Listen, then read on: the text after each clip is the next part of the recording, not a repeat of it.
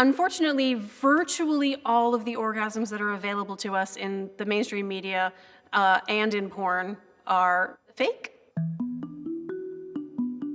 The classic example, of course, is when Harry met Sally, Meg Ryan. Yes! Yes! Yes! Actually, what orgasm looks and sounds and feels like varies tremendously from person to person. But how do we learn what orgasm? We learn it from media, and we learn it from porn. And then we think we are doing it wrong if that's not what our orgasm is like. And we're not. We're doing it right. We're just not doing it the way we were told. And if other people have a problem with the way our orgasms actually are, well, those are not the people you have sex with.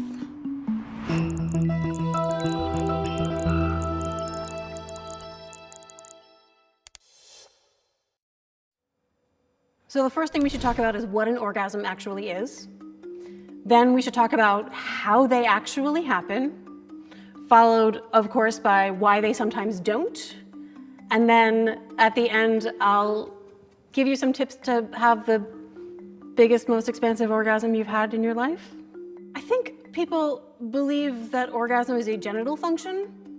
It is not. Sometimes genitals are involved, but orgasm is something that happens in the brain.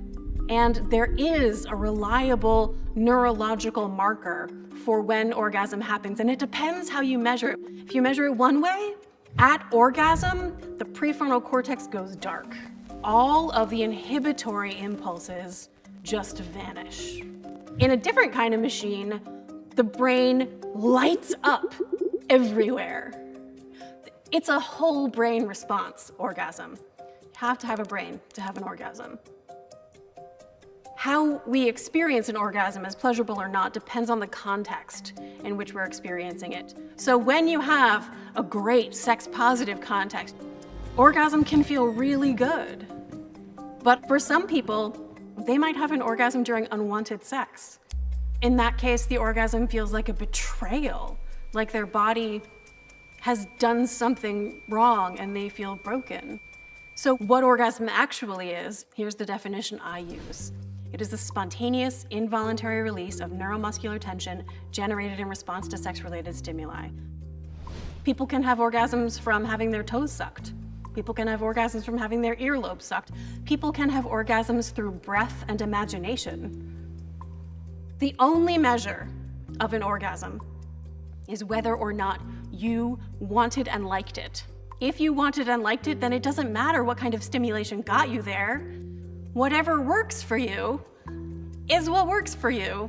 So we can't even necessarily differentiate between which organ in your body is causing the orgasm to happen. There's only one. There's a brain orgasm. We can really struggle around an issue like orgasm, which seems so simple, but we're taught that our identities are tied to our ability to have orgasms. One of the common experiences for people who struggle with orgasm is this thing that sex therapists call spectatoring, where instead of enjoying the sensations that are happening in your body, you're sort of watching your body and worrying about it and thinking about, is your face okay? Should you be bending your spine in that direction? And all of that worry about your body is just keeping the brakes on and making it more difficult for you to enjoy the sex you are having. Charles Carver, a researcher in Florida, who, with his colleagues, developed this mechanism called criterion velocity and the discrepancy reducing increasing feedback loop. I just call it the little monitor. And it's as if there is a little monitor in your brain that knows what your goal is.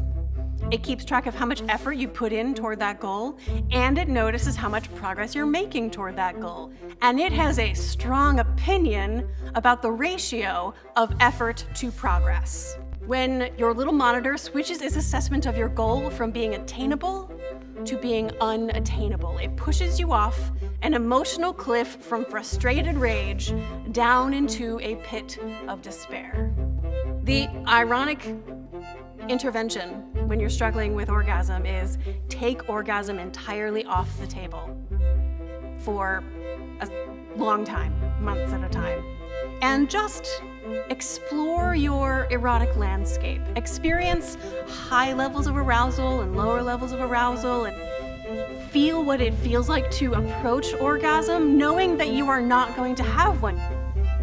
The reason we take away the goal entirely is to help the monitor relax. Are you achieving your goal? If your goal is pleasure, and your little monitor is like, pleasure, check. Your monitor is released from the necessity of judging you and trying to motivate you to work harder. Working harder to have an orgasm is rarely the thing that's gonna get people where they wanna go.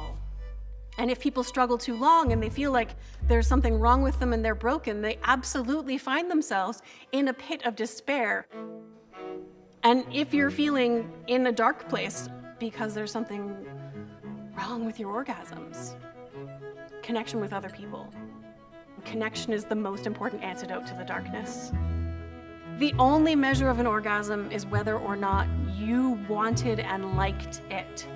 If you practice experiencing pleasure without making it goal-oriented or trying to achieve orgasm, but rather just to experience all the pleasurable sensations your body is capable of, you win every time.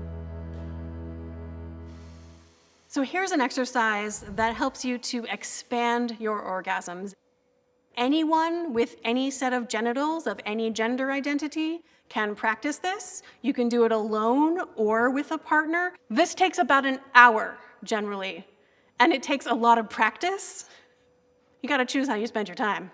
You could do this or you could just watch Netflix. It is not necessary in order to be a sexually well person by any means. It is the equivalent of running a marathon. Nobody needs to do it, but if you need a hobby, I recommend this one. Versions of this are part of tantric meditations where they use kundalini breathing in order to access different spiritual states. But ultimately, it's about the physiology of how orgasm tension generates and dissipates. And when you can get to a place where as much tension is coming in as is going out at the same time, it's like every cell in your body is resonating at the same rhythm, like you're a bell that's ringing.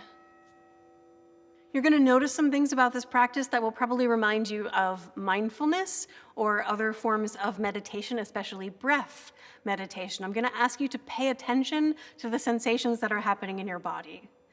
And that comes really easily to some people, and for others, it is quite difficult. They get distracted. And that's fine. Like a mindfulness practice, if you notice other distracting thoughts come along, and maybe it's a thought about body self-criticism, maybe it's a thought about the past, just hello, distracting thought. I'm gonna put you on a shelf right now, and I'm gonna turn my attention back to the sensations that are happening all over my body. Every orgasm is different from every other orgasm, but there are some strategies that work for a lot of people to move in the direction of having quite an enormous orgasm. You imagine arousal from 0, not at all aroused, to 10, currently having an orgasm. You stimulate yourself in whatever way works for you, up to about a 5. And then you allow that arousal to dissipate. You let yourself get back down to a 1. So a 1 just feels like just barely any attention drifting toward orgasm. And then you stimulate yourself back up to a 6, right? This is still a middle level of arousal. You're not very aroused, you're nowhere near orgasm. And then you allow your arousal to drift back down to a 2. And then you stimulate yourself back up to a 7. And if you are at the beginning of this process, you're gonna be learning what 7 feels like versus a 3, which you're gonna let your arousal drift back down to a 3. And then you're gonna go up to an 8. And at 8, you're real aroused. You might see the orgasm train come into the station. It's not there yet, but you can hear it. There's a whistle. And then you allow your arousal to drift back down to a 4 or a 5. And then you go up to an 8.5.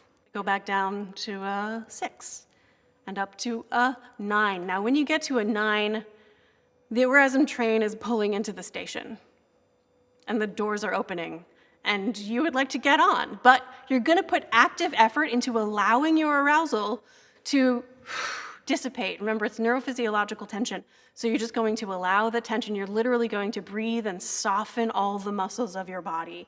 Because as you get to that 8, 8.5, 9 level of arousal, you're gonna begin to experience carpopedal spasms, carpal tunnel syndrome. Your hands are gonna clutch and your feet are gonna point, and your ankles.